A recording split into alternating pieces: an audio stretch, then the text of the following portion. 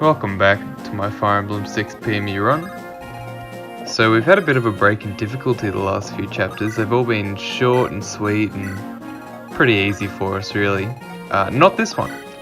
This one is pretty difficult honestly. Not as difficult as some of the chapters we've done earlier, but I had something I desperately needed to do that wasn't all that easy, which I'll get into in a minute. As you can see from the video length, almost double the last few chapters. In terms of raw footage, this chapter was about 50 minutes, but obviously I've cut that down by quite a bit because that just wouldn't be all that fun to listen to, or to watch rather. So there's quite a few things going on in this map. We get introduced to a few characters here, Cecilia and Zephiel being two of them. Cecilia's gonna die there in case you thought she was recruitable. No, she's dead. Never mind, lost consciousness. That was the joke, of course, in case you couldn't tell. So obviously we've seen Cecilia and we've heard of Zephiel before, but this is the first time we've seen either of them as actual units in a map. So Cecilia doesn't look all that good, and Zephiel looks way too strong. I'll admit the first time I played this map I thought Zephiel was going to be the boss that we had to kill to beat it, and I was wondering how the hell that was even possible. But luckily some shenanigans happen and that doesn't end up being the case. So I've been dilly-dallying around explaining this chapter. This isn't really a standout chapter in a standard run. It's where we get to see Percival for the first time, and anyone who's smart, i.e. not me, would just ignore him during this chapter because he's not aggressive. He will leave after turn 8, and there's not much point recruiting him now, even though you can, because his stats actually get higher if you recruit him later, if you recruit him the next time he's available. But there's a little teeny weeny problem with our run, and that's that we can't recruit him. He's only recruitable by Elfin or Lalem, so your dancer unit, and we can't deploy either of those. Well, actually you only get one, but you know what I mean. So he's going to remain an enemy for us. Now during this chapter in particular, that wouldn't be a problem. As I said, he doesn't chase you and he leaves after turn 8. But the problem is that when he shows up again in chapter 15, he'll still be an enemy. He'll still be surrounded by paladins and cavaliers, and he'll have better stats than he has now. And keep in mind, his stats aren't bad now by any means. He's still really good as of right now. He gets even better, not to mention that the map that he shows up on has a few side objectives that we desperately need to do very quickly, meaning that a few of our strong units are going to be forced away from dealing with him. So after some deliberation, I decided my best plan of attack would be to just kill him on this chapter, where his stats are lower and the pressure is also a bit lower in terms of other side objectives, which is why I am rushing Lance in particular, but Marcus and a few of my other hard hitters as well, up to where Percival is as quickly as possible. Remember, he does leave, and I haven't tested it, but I would assume that he'll leave even if he's been aggroed. So you need to kill him before turn 8. I could be very wrong on that though. I don't think anyone's ever been dumb enough to actually kill Percival during their run to test this, so you know, take what I'm saying with a grain of salt. So I've ignored some of the combat that's going on here. Lilina's going to get a fantastic level up there. Well done, Lilina. I've basically just used the bulk of my army to clear a path through this starting force of enemy cavaliers. Ward came in pretty clutch, honestly, with that Brave Axe. He was actually impressive this chapter. He hit a bunch of low percent hits that were really useful, so he's doing well for me. I could have killed that cav with the silver bow, but I only ended up using one use of the killer bow, which is probably better. And something I haven't even talked about yet, we got joined. We got joined by a new character, Milady. Milady is someone I was very excited to get to use. She's a fantastic unit, especially in hard mode, where she gets hard mode bonuses. Unfortunately, her speed is a little bit low, so I probably am going to feed her the speed wings. We do get another speed wings next chapter, or we can rather. I don't know if I have yet. I haven't actually beaten the chapter as of recording this. But I think I am going to feed Marcus the speed wings at the start of next chapter, and Milady the speed wings probably at the end of next chapter. The second speed wings, that is. Gonna get a body ring from this village. I honestly don't know who to give the body ring to. I guess Sue is a candidate, maybe Lilina. I don't really know. It's not all that useful of a stat booster. Could even go to Roy, really. No idea though. So with the rest of my force that isn't Lance or Marcus, they're basically just playing catch up. I really don't care what happens to them as of right now. It's just really important that I get Lance to Percival, because at the moment, not only is Lance the only one who can feasibly reach Percival, but he's the only one who can feasibly kill Percival either. Rutger is amazing, don't get me wrong, and Rutger could probably do it as well, but I don't trust Rutger to survive against all these enemies when he has weapon triangle disadvantage against pretty much all of them. In fact, being neutral, I think, is the only thing that saved Lance from dying. He came very close. He has just enough strength there to one-hit KO that cab with a Horse Slayer, and that Horse Slayer is actually going to come in handy. It's going to be the weapon that we kill Percival with, and probably a few other cabs as well. That ballista right there that was glowing, not glowing yellow, but it was coloured yellow, that's actually a killer ballista. Fires killer edge arrows, obviously, crit arrows.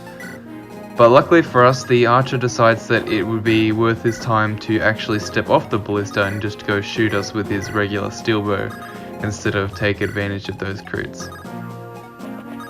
Don't ask me why, but it works for us.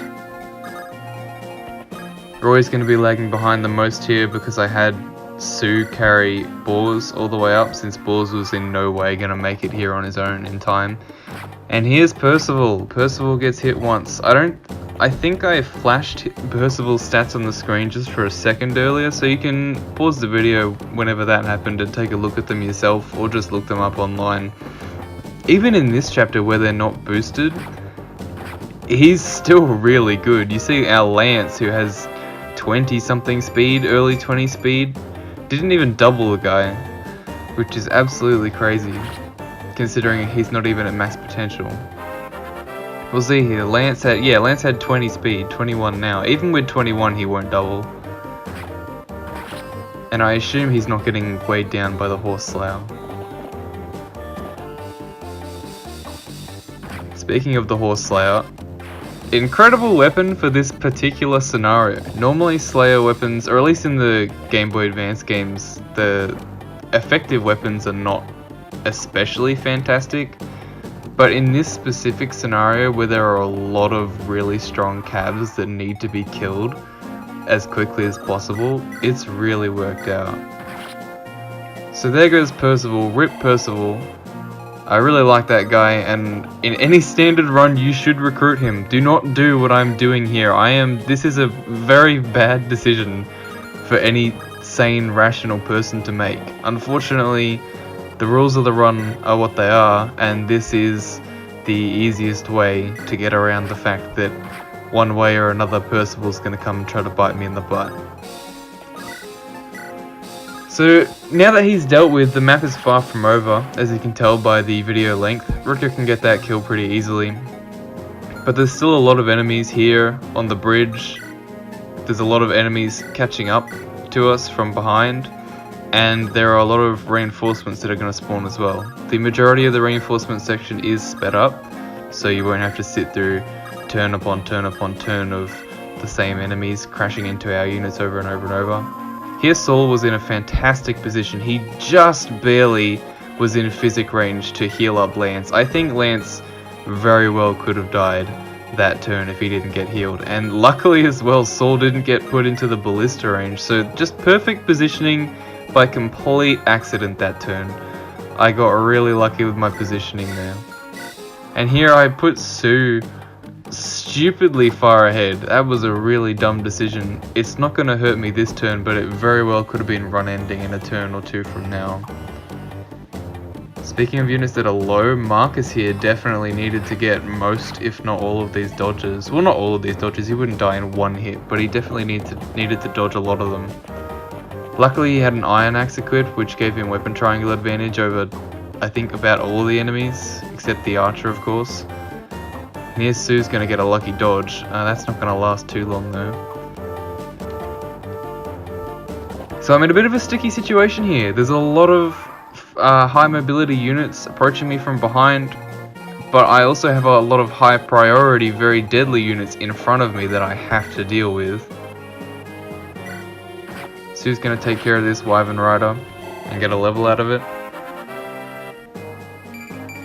Strength, skill, luck, that's pretty good.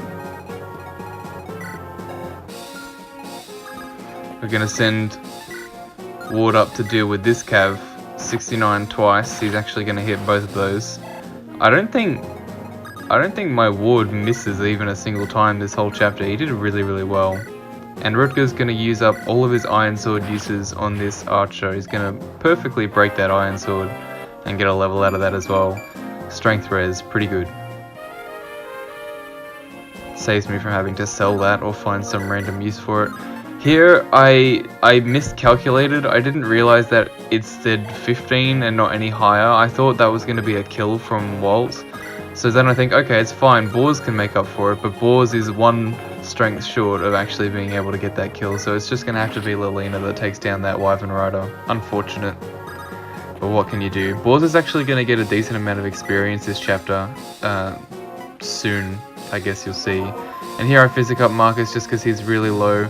I think that's a pretty good use of the physics staff. It's probably what it's intended for. I'm going to have Lance take care of one of these Cavs. It doesn't really matter which one he kills right now, but I decided to kill the one that's further away from the rest of my army. And here I make a bit of a positioning error with Marcus. I should have moved next to Lance while I was attacking this guy. That way Milady could have come in and killed this guy on this turn with an Iron Lance, which would have had significantly better hit, but instead she has to try with a Javelin to kill this guy, and unfortunately she's going to miss. That's going to be a theme for the rest of this chapter.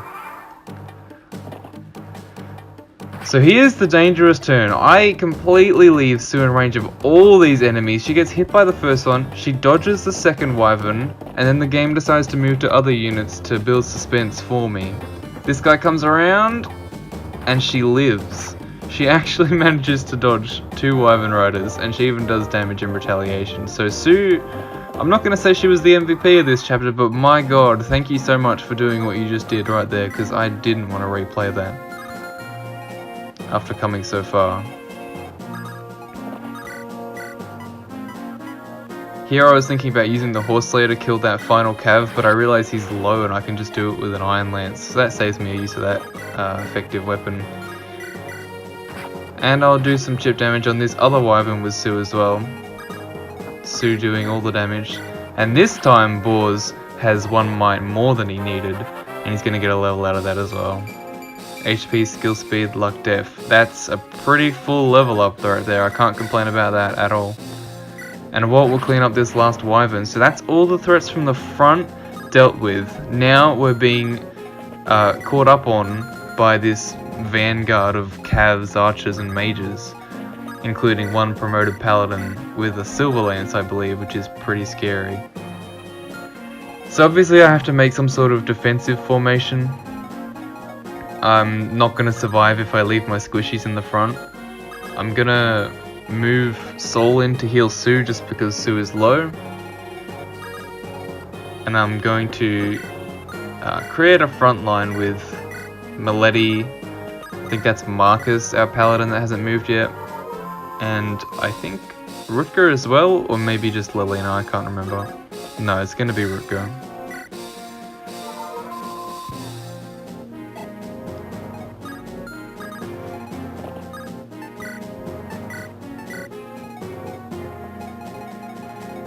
There I was just debating over actually putting Ward in range instead because he'd have weapon triangle disadvantage. But I mean, weapon triangle advantage, sorry. But I figured even with the advantage, he'd probably get hit and probably not do all that. Well, he'd do damage, but he wouldn't double. And I didn't trust him to survive 2 hits from a silver lance. Luckily, we don't have to worry about that promoted paladin anymore, because Rutger just eliminates him. Rutger just sends him to the Shadow Realm, eliminates his existence. He's gone. He's absolutely 100% dead. Speaking of 100% dead, I wanted to get this kill with Milady, because Milady's actually unpromoted. Her stats would make you think she's promoted, but she's not, so she actually gets quite a bit of XP from killing things. Unfortunately, Bors is going to miss that hit, which would have softened that Valkyrie up, and instead Ward is going to hit his 50. That was a very skilled hit he did right there, and he's going to level up skill to show it. Not exactly the best level up, but hey, I mean, he's been very skilled this chapter, so it only makes sense. Continue to increase that skill. Rutger can just barely one-hit KO that mage, which is good because he was, you know, doing quite a bit of damage there. We're gonna have Marcus attack this guy with a lance first, and I'll then swap off that lance with lance. Swap off that javelin, rather, with a lance with lance. You following me? I hope so. And I'll swap to an iron axe. Oh, just an iron lance. I swap to the iron axe later.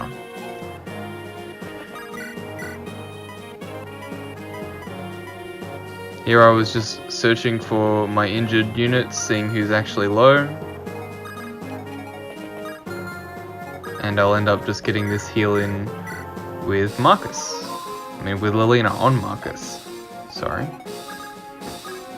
We'll rescue her out of there.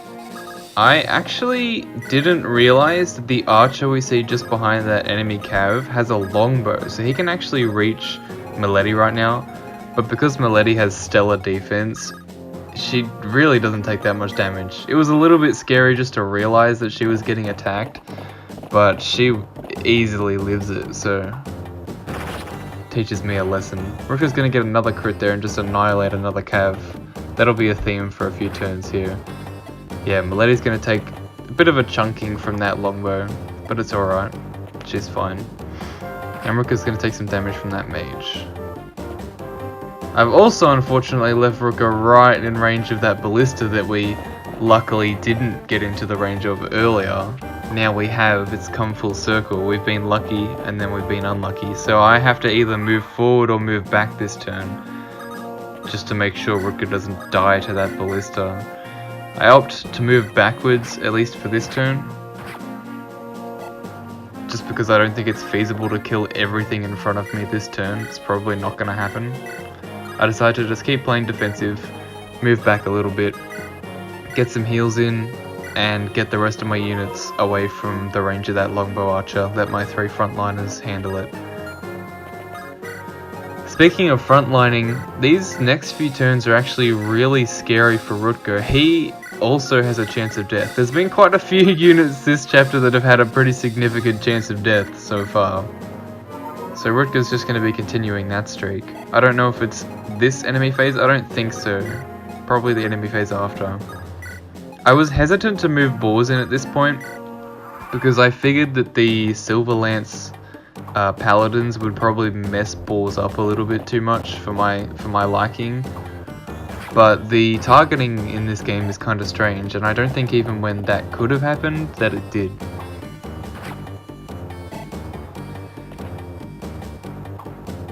Rutger's actually going to do a really good job of dodge tanking this particular round. In fact, all my frontliners do. And we're creating this blockade here. Look at all these cavs, my god. So many. And healers, just what we love, healers. Finally gonna swap over to the iron axe, it seems. I want to see how much damage Lilina can do to see if we can actually kill this guy this turn, because promoted enemies are scary, but Lilina's gonna miss her 78, I think that was, something high, which is unfortunate, but what can you do? I decide to just kill this mage with Rutger while I can. He's gonna get chipped a little bit,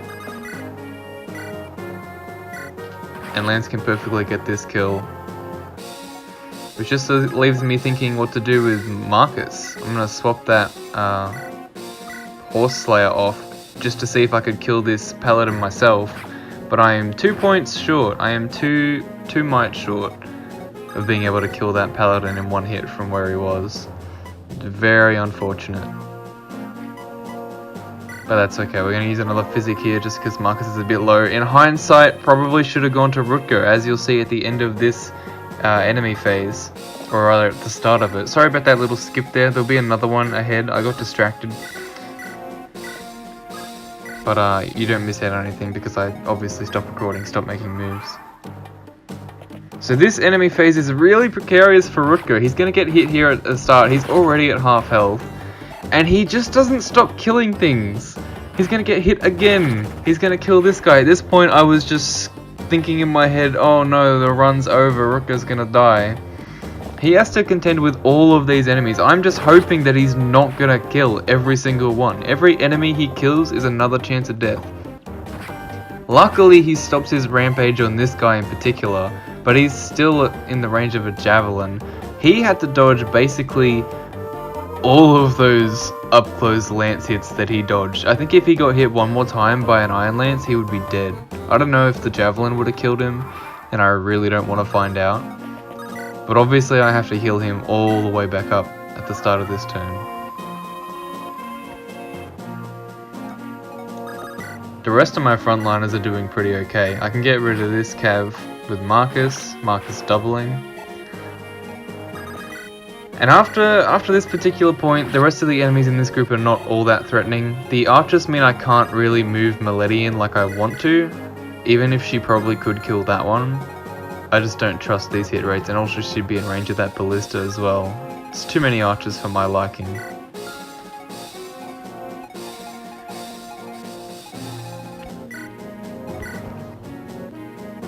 Still have this paladin left that moved back. But that's alright, apart from him, these enemies are mostly non-threats. It's just a shame that I can't get Milady in. Here I'm comparing defense versus attack on the paladin to see if Bors can actually live. Bors has more defense than I thought he had. I thought he was hovering around 16 or so during this chapter, but he's actually at 18 already. So I'm not even sure if I'm going to give him the Draco Shield. I was actually thinking about giving it to Lance specifically for this chapter. I had attempted this chapter... Pardon me. I had attempted this chapter one time earlier, and Lance unfortunately bit the bullet.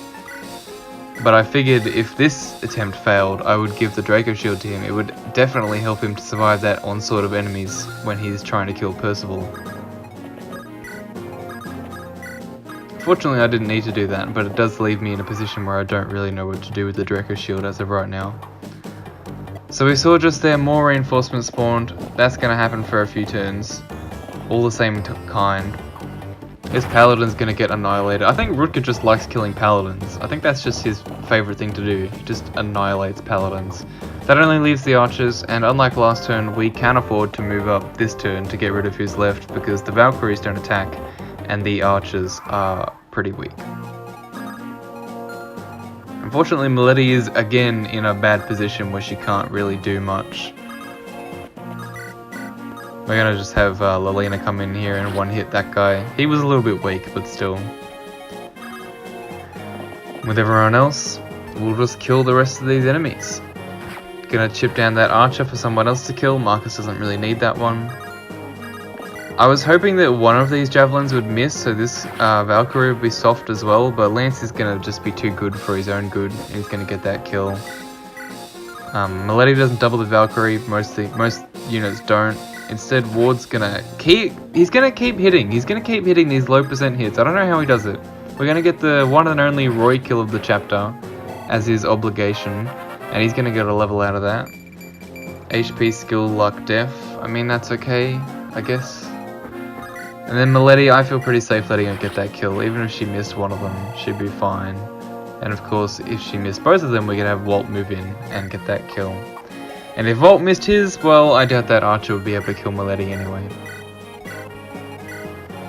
So looking through those weapons there, you might not have caught it, but one of those cavs has an axe reaver, one of them has a killer lance, one of them has a steel lance and javelin, and the paladins of course have silver lances.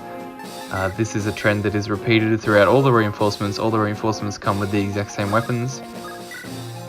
And they're pretty threatening, honestly. Having that axe over there is really annoying considering the rest of them have lances.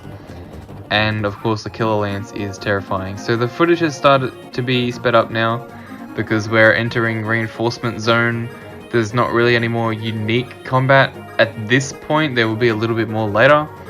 But this is purely reinforcement spam. So I decided to just speed it up. It's the same enemies over and over and over again. After this turn, another group will spawn from the top left of the exact same enemies, which is great. We're gonna have to deal with all those. So this time, instead of Rutger, I'm leaving Bors in the front. I've decided Bors can handle it. Bors has enough defense. And his speed is honestly decent as well. He gets doubled by the Paladin, but I'm not sure if he gets doubled by the standard Cavs. I don't think so. Either way, the Paladin's not going to go for him. As I mentioned earlier, the targeting's a little strange. Instead, he's going to go for Lance, who probably does the most damage to him out of all of the frontline units here. So, good job, Paladin. You're making my job easier, at least. I've created a bit of a formation where I can have ranged units at the back try to help chip in kills. Unfortunately, Milady and Bors are going to miss their javelins on that Paladin, which either of them would have killed him and gotten them some pretty decent experience, but instead the Paladin's going to live for another turn. Ward's going to heal up Ward's going to, yeah. No, Saul is going to heal up Ward because Ward is tanking that ballista just to get rid of it. I'm not really going to go in its range ever, but I figured, you know, Ward isn't doing anything else at the moment, so I may as well just get rid of it in case I forget about it and it screws me over later.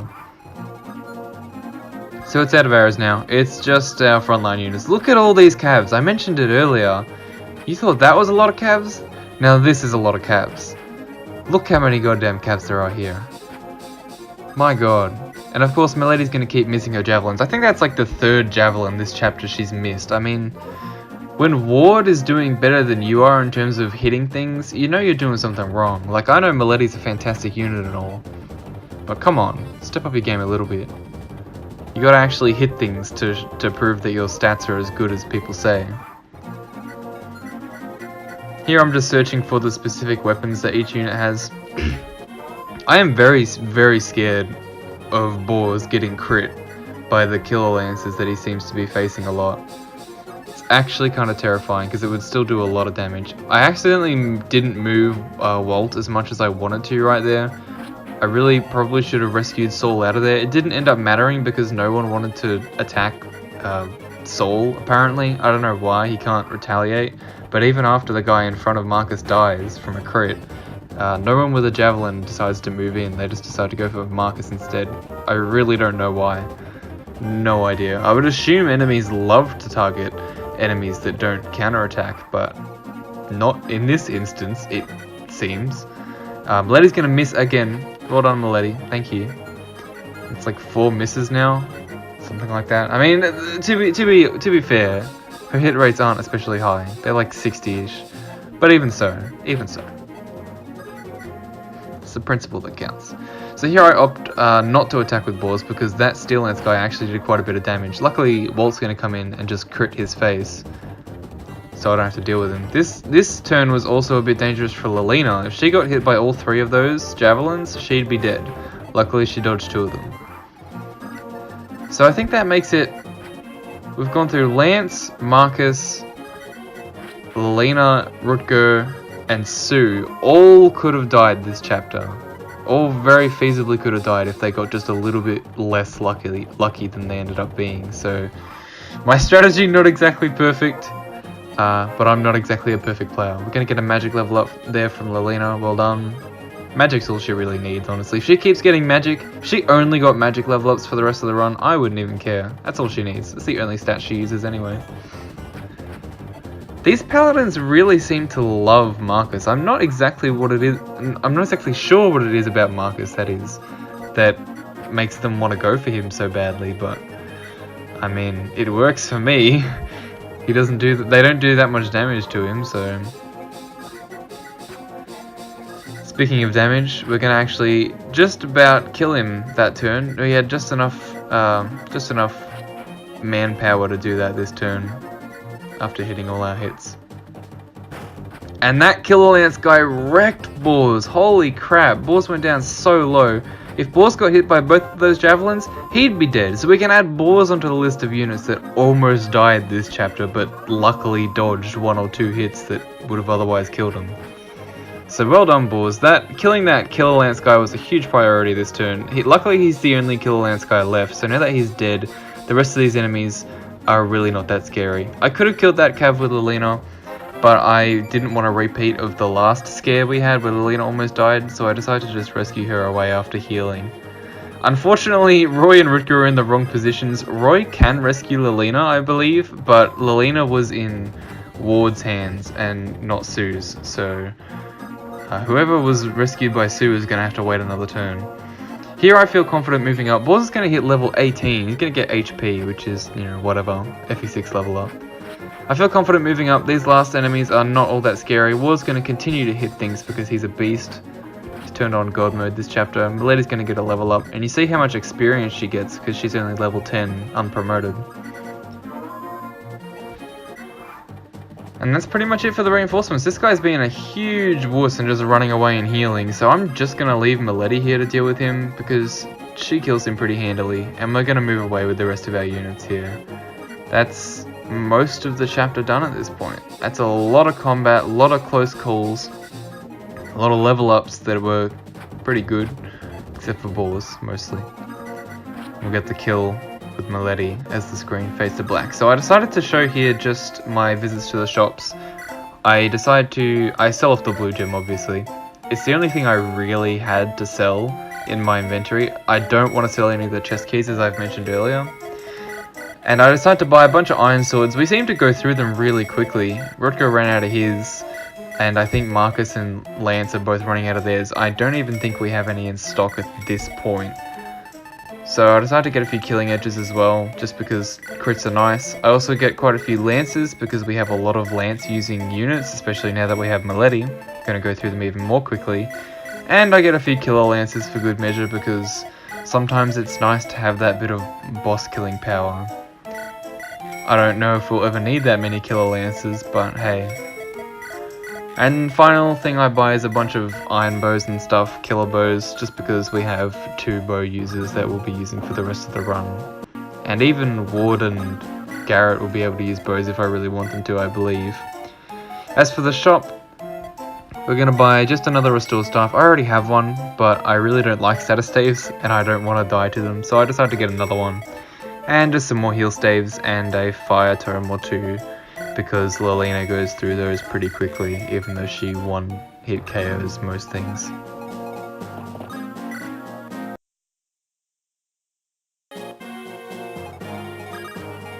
Final stretch here. There's just a few more enemies left. I wouldn't even have to fight them if it wasn't for the fact I wanted the village. And in hindsight, I could have just sent Milady to grab the village and then canto out of there while I kill the boss. But hindsight is 2020, and I didn't think of that at the time. Of course, experience is experience too, and it doesn't hurt to give a little bit more to any of my units, especially my promoted guys who don't get all that much from individual kills anymore. Here I decided to test the waters with Wolt to see how well he does against the boss, and he does surprisingly well. Almost one-rounds this guy with a brave bow. He doesn't double him at base, but he doesn't get doubled either. I decided to leave Wolt just near the boss so that he can kill whenever I want him to. I don't initiate or even leave him in range this turn. I could have left him in range, but I don't know. I didn't feel like doing it at the time. Sue me. Rutger's gonna get another level up. HP skill. You can do better than that, my dude. Can do better than that, come on. That hero is actually pretty scary. He's very fast, he's pretty dodgy, as we can see right there. And I really don't want him getting near any of my other units. So I'm going to damage this guy a bit with Marcus so that Boars can get that kill. Boars has actually been used quite a lot this chapter, definitely more than any other chapter in recent memory. And I really don't like that 1% crit that the hero has on Rutger, so I decided to just kill him with Lance instead. Nice even double 9s will get that job done. Rutger could have gone in and killed this Cav this turn. He wasn't in range of anyone except the mercenary, and I really doubt the mercenary would have killed him, but I wanted to be safe, so I didn't bother. I just sent him back for healing, and that's pretty much Rutger's job for the rest of the map. I don't think I actually sent him back into combat. There was no point. That Cav can actually reach Sue, so I decided to just rescue her with Ward and drop her with Wolt, because Lilina is too frail and small to pick up a whole horse and its rider. But Wolt is luckily strong enough. You know, 10 strength beats 23, 4 magic. You know, just way better unit. Yeah, these last two enemies are non-threats, excluding the boss, who is like also a non-threat, but not anywhere near as bad as these guys. Unpromoted goons, basically. Unpromoted goons. I really don't want to leave Ward in range of that mercenary. He'd probably get messed up. Probably wouldn't die, but I'm not taking chances at this point in the chapter. It's been a while. I just want to end this thing, man. Gonna get this kill with Sue.